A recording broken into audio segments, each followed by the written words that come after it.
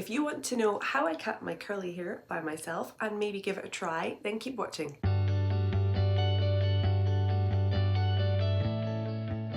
Did you know that my DIY curly cut video is my all-time most watched video on YouTube? Well, it is, and so I thought it was high time I did an updated one. I've actually got two previous videos.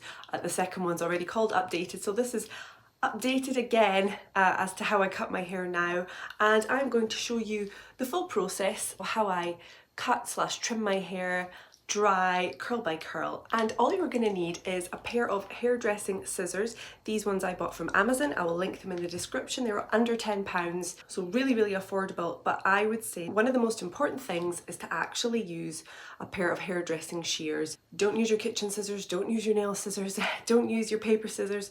Get yourself a pair of proper hairdressing scissors and only use them to cut your hair, nothing else, so that they don't blunt over time, because that's going to cause damage to your hair.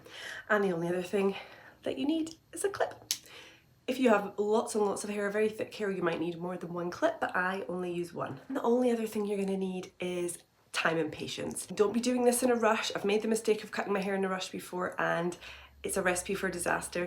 Take your time, and as you'll see throughout this tutorial, it's a lot of checking and double checking and just cutting off very small amounts of hair at a time, because you can cut more if you need to, but you can't stick it back on. So anyway, let's get on with it.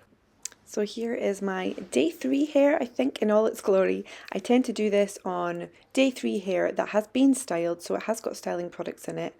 I'm just showing you there how flat and not very curly it is at my crown because it's grown out so much. But yeah, I tend to do this on day 3 hair. Yes, it's a bit stretched out, but I still can manage to get an idea of how my hair should sit.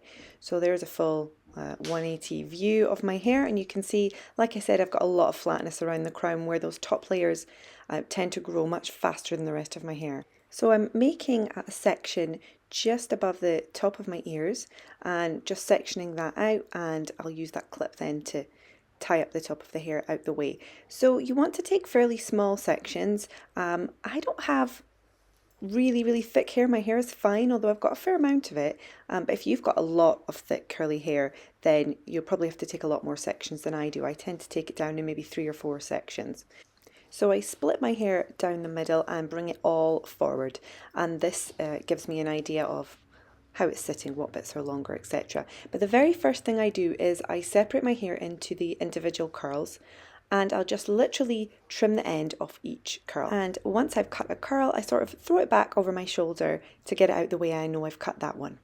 And to get a good shape when I'm cutting the curls, I pull them out at a sort of 45-degree angle from my head. So these curls that would grow down, I'm pulling them out, as you can see, at an angle away from my head. When I'm cutting the back sections, I would pull those out backwards away from my head, and when I'm cutting the top sections, I tend to pull those up. So this just gives the cut a nicely rounded shape when you're finished. But don't stress about that. If all you can do is pull the curls down and trim them across the bottom, that will still work absolutely fine. So now I've finished just trimming the ends off that side, and I'm going to do the exact same thing with the other side. At this point, I'm not really worrying too much about the shape that I'm creating. I'm literally just making sure I've taken the end off every single curl. But if there's a curl you can see that's a lot longer than the others or shorter, you can cut accordingly. And notice the way I'm cutting is straight across the end. I'm not doing any sort of cutting into the hair, any thinning, any point cutting, just straight across the end of the hair. And now I know that every single curl has been cut and had a trim, I can start looking a bit more at the shape. So again, pulling that hair forward, giving it a good shake, and then looking to see which bits are longer. And I don't know about you, but I always have one side of my head that grows quicker and longer than the rest. So even though I cut it evenly, by the time I'm coming to cut it again, it's going to be uneven. So I'm just lifting up those sections and having a look, checking the two sides against each other, and just doing small cuts to make sure that I don't take too much off too quickly, and just trying to even out those sides. You can see that one side is still quite a lot longer than the other. I also have one side of my hair which is quite visible here, has a lot more hair than the other side, which doesn't really have anything to do with my parting, because of course my parting doesn't come into this bottom layer. There's just more hair on one side of my head than the other. So taking that into consideration as well, but just trying to get them the same length. And now I'm using my second mirror to check the back. Of course, my hair is a bit stretched out, so because it's not fresh wash day curls, but I can still see that there's some sections in the middle at the back that are longer, that I want to have a slightly more straight across look. I don't really want a V shape. If you want a V shape, that's fine, but just use that second mirror to check the back. And then I'm holding the piece I can see that's longer, and then I swap it to my other hand, bring it around the front, and then I can take a little bit off the length. And as I said before, I'm sort of pulling it out directly from my head, and then once I've pinched it in the place I want, take it round the front and cut the end. And now I can double check again, checking again to see if I've taken enough off. And so I decided that it needed a little bit more off again, and this is probably the third time I'm saying this in this video, and it's only 5 minutes in, but take off a little bit, check it, and then take off more if you need it. So much better to do that because you cannot stick it back on. Don't be impatient and just lop off a huge bit, just take your time. And just take your time when you're checking as well and think, how does this piece of hair usually curl? Is it just a bit stretched out, or is it likely to spring up more when I wash it next? Yeah, anyway, so just doing that same thing where I swap the bit of hair from one hand to another so that I can cut it, and then another check. And you can see now the shape at the back. It's looking a lot better, it's looking more even. I've got that one bit that's still a bit longer, but it does look quite stretched out, and I'm just checking in my actual mirror on the wall as well, because I get a better view than I do just in my camera. And then I do one final check by tipping my head to the side, letting the hair fall. This is a really good way to see if there's any sort of outlier curls that are sticking out as a lot longer than the rest. I would say don't skip this step of leaning forward and just seeing how they sit, because there you can see that front curl is quite a bit longer than the rest when I tip my head. Of course it's going to be a bit longer because I'm tipping my head, but you can get an idea of the shape, and there should be like an even graduation of those curls. There shouldn't be a big step when you lean to the side like that. So now, I said that was the final check. This is the final check, I think. But as I said before, it's a lot of checking and a lot of patience. Now those sides are looking much, much more even, so it's time to take down the next section. And again, I'm just going to sort of split the hair down the middle and bring it forward so I can compare the sides. Now look at the way my hair grows on one side compared to the other. On one side it grows up and out, on the other side it grows right down. So I have to take that into consideration when I cut my hair. And this, along with varying curl patterns, is one of the reasons that a dry cut works so well for curly hair, because if I pulled that all out straight, or if it was a wet cut, then it wouldn't take any of that into consideration. I would probably end up with one side of my hair longer than the other. In fact, what I used to end up with when I had wet cuts was the underneath of my hair literally sitting up under the top layers of my hair, because my bottom layer is the curliest part of my hair. And it was even more dramatic when my hair was more damaged. It was really tight curls underneath and really loose waves on the top. So the curls would literally sit up shorter than the rest of my hair. I totally got sidetracked rambling there, but what I'm showing you here is that you can see by the end of the hair that piece of hair is being cut. So if you're not sure, have a look. Now that one is more wispy at the bottom, so I can see I definitely haven't cut that one yet, so it's safe to cut. So if you're not sure, just pick up a curl and have a look at the end. If it's got a clean cut across the bottom, you know you've already cut it. But anyway, I'm just literally cutting every curl in this next section now and tossing it over my shoulder when it's done. And yeah, just the same as before, it's just a repeat process. So while this is speeding through just a section of cutting the ends of every curl, I'm just going to reiterate why it's really important to make sure you have enough time. Don't do this in a rush. And I know I said it in the intro, but it's so important because I have done this in a rush before and it's been a complete disaster. You really need to take the time to check and double check and just be patient and take your time with it. Look how crazy long that curl is. I don't know why I have these curls that grow from this part of my head in particular. They grow probably like 1.5 the rate of the rest of my hair. They always end up so weirdly long. So strange. I do not know why. I really, really don't. But anyway, because I know where these pieces are and I can see that they're dramatically longer than the rest, I'm taking more off than just the ends, because otherwise I'll just have to cut them again. To be fair, I probably will have to cut them again anyway as I double check it. But here we go, just going to give this a good old fluff once I've cut every single curl. And it's really important to stop as you go, like I'm doing here, and give it a good fluff up. Let the hair fall naturally. It gives you a much better idea of the shape that you're going to get. And now I can much more easily compare the two sides and see if there's any obvious wonky bits, any bits that look like they're too long, or if there's any gaps that I need to do more of a graduation, because you don't want a step. I can see one there that's sitting a lot longer than the rest. So I'm just going to trim that a bit. Oh, that look of panic of, oh heck, have I taken too much off? But I think it's okay. And there we go, they're looking fairly even. You can see I'm getting quite a nice rounded shape, and they look fairly even in length. And I will double check it using my mirror from the back so I can see how it's sitting. And yeah, it's looking pretty even. I've not got any crazy outliers there that are sticking out as being far too short, far too short, far too long. There's not much I can do if it's far too short, really, but if there's any that are too long, then I can adjust it. Oh my goodness, that's a scary facial expression. But I'm having a look here at this back section, and I can see that it just is sitting flat. So I'm taking a chunkier section, not just one curl. I'm wanting to take a bit more of like that whole crown section and lift that up and bring it up and a little bit forwards. And I'm just going to take the ends off this. And this is just going to lift that whole crown section because it's just, I know that that section's too long for me to get any volume. So I'm just going straight across the ends there. Missing half of them, but hey, sort of managing. There we go. And then I'm just checking that they're roughly even. And let's see what difference that's made to the overall shape. Yeah, see, you can see that layer is lifted now, and I can see that nicely rounded shape that that's going to give me at the end. That's much, much better.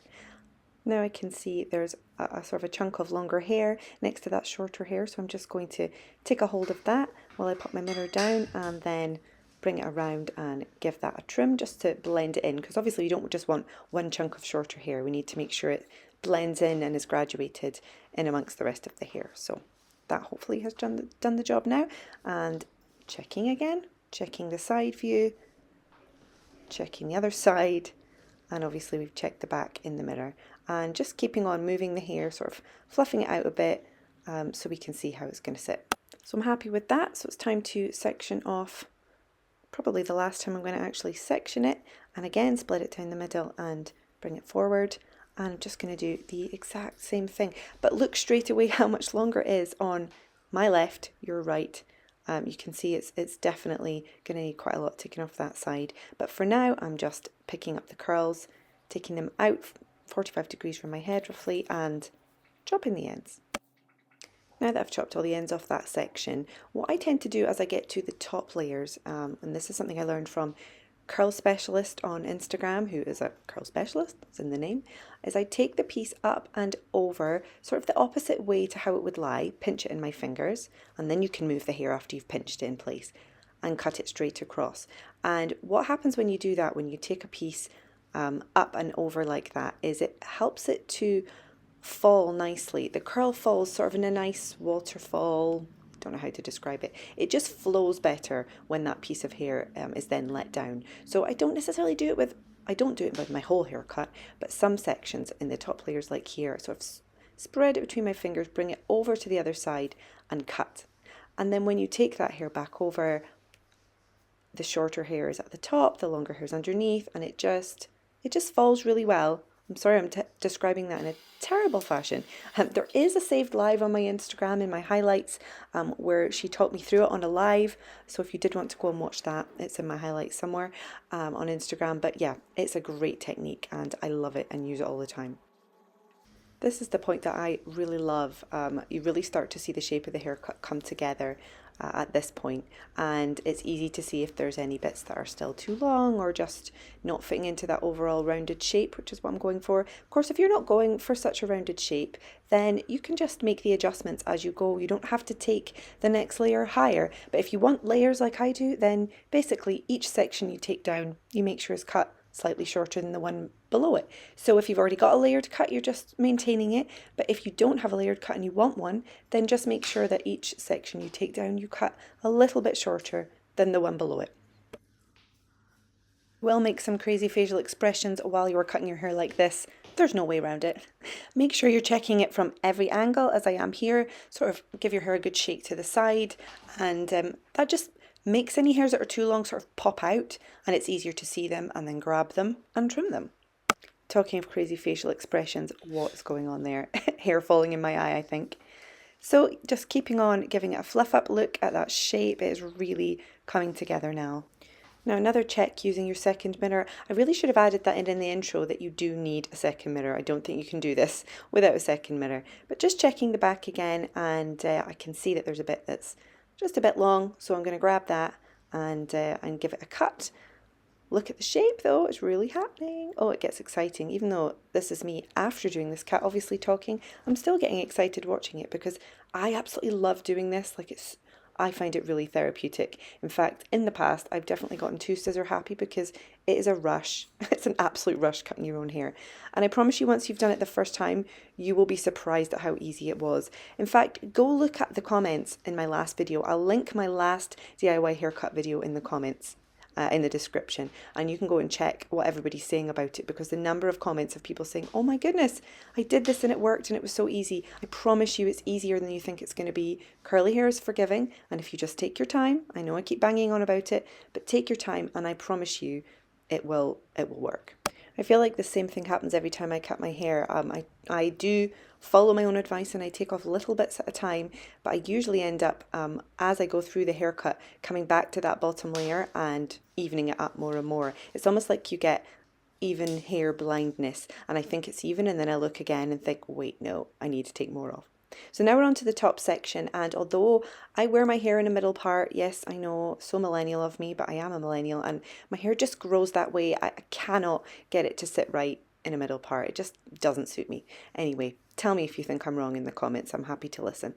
But for cutting it to make it as even as possible, I do put it in a middle part. Look how wonky it looks. But I put it in a middle part to make sure I get it cut even, and then I will switch it to my side part just to adjust it. But there we go. That's how it looks in the middle part. Terrible. But now just doing the same thing again, I'm just going to take every single curl and cut the end. Obviously I can see that this one is way too long.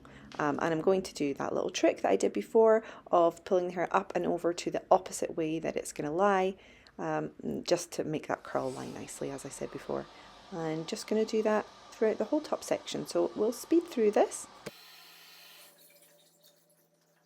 So we're going to take that hair up and over and cut it in the opposite direction for that whole top section until we get to the very front, the sort of the face framing pieces or the bangs, depending on what you want to call it. And we do something a little bit different for those. Again, curl specialist showed me exactly what to do, and it's what I do every time, and it really helps because I tend to have a lot of heaviness in that front section of my hair because it is less curly. It's sort of a big swoop, and it can be tricky. So this is what I do with that front section. So I take the fringe bang section and I pull it out and take it across my face diagonally and down, and then hold that in my fingers and cut. And I do that on both sides, and you can see, look how well that front curl is sitting. I apologise, this video is very repetitive because it is a very repetitive process, but here we go, just the same thing again on the other side, taking that hair up and over and cutting, and then when we get to the front section, we're going to pull it across, down diagonally and snip. So I am a bit out of frame here, but basically flip my head upside down to give it a good shake, and we can see the overall shape that my hair is taking. Look at that volume. If only I could get my hair to stay at this level of volume. Be so happy. But anyway, that's how it's sitting, and I can start to compare those top layers now, and in a moment I will also put it into my side part and then cut it with my side part. But for now I'm just comparing those layers to make sure they're roughly the same length, not pulling them straight, just holding them out. And see, on your left side I have a load less hair under there. See there where my hairline is? I've got so much less hair on one side. So I have to bear that in mind when I'm lifting those sections, that they're not going to look exactly the same. But it looks fairly even overall. I've got a really nice rounded shape. I'm loving that shape. And yeah, just again, looking for any outliers. That piece of hair again. I'm sure I've cut that about 7 times, but it's still needing a little bit more off, but better to do that than to take too much off it in the first place. And just checking how it looks in the crown section, because the crown section for me, there's often a lot of flatness. It's definitely a less curly part of my hair, it's more wavy. Now just using my second mirror to check the back, check the overall shape. So I'm going to give my hair another fluff and then let it fall into its natural side parting, and then I can do some adjusting of those face framing pieces and see how they're sitting. So now I can adjust those face framing pieces, just have them nice and graduated, and also that top layer, so I can see there's a shorter piece between two longer pieces, so obviously the top layer should be the shortest, so I adjusted that there. And checking the same on the other side. And I'm going to take that whole front section and redo the thing I did before. I take that bang section down and across and then cut along. I'm not cutting much off, but I'm just making sure that that's sitting nicely so that the hair at the top graduates nicely down into the hair underneath, so I get like a nice big swoopy curl when I do that. Just checking the sort of perimeter of the hair, checking for any bits that are sticking out that shouldn't be, and yeah, I think we're pretty much there with this haircut. So this is how it's looking now all the way round. It's looking much rounder and fuller and just overall a much better shape. Of course, once I wash it, it's going to look way better, and I'm probably going to get quite a lot of shrinkage. In fact, I can tell you now, because I'm filming this after, I did get a lot of shrinkage. So it doesn't look like I've taken a huge amount off the length here, but once I wash and style it, it really sprung up, which is how it goes with curly hair, isn't it? And guys, these are the final results. For one thing, what a banging wash day I've had today. Look how defined it is. Whoa, couldn't actually believe it. There we go, full 360, and it's sitting pretty well. And what I will do now is over the next few washes of my hair, I will see how the hair is sitting, and I'll start to notice maybe the odd little bit that's sticking out that's too long, or maybe a layer that needs slightly raising. But I'm going to give it a couple of washes first rather than rush into cutting it again, because sometimes it takes your hair a wash or two to recover from being cut. But I hope you found that helpful, and if you have any questions, please ask in the comments and let me know if you try this. I really hope that was helpful, and I'll see you guys soon. Bye!